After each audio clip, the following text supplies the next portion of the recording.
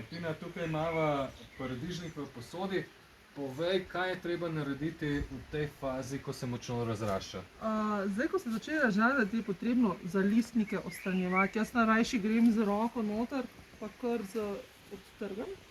Se pravi, Čim manjše za ob listnike. koleno, tako. Tukaj imamo že 3-4 cm, tole je Ja. že skrajni rok. Manjši, ki je, manj je nevarnosti tudi za vdor plesni. Tako. Jaz običajno obtrgujem za listnike, ko je vroče.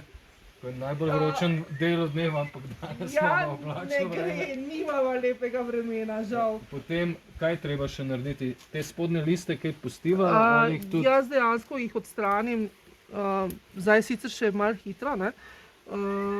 Tam nekje do 1 metra, ko mi zraste, začnem prve dva že kar sproti trgati stran. Treba je higiena v samem loncu oziroma na splošno tam, ko je paradižnik, se nahaja.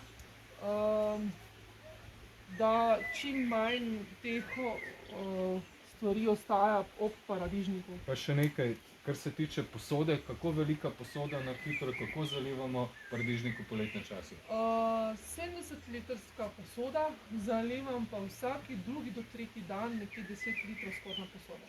Super. Ja.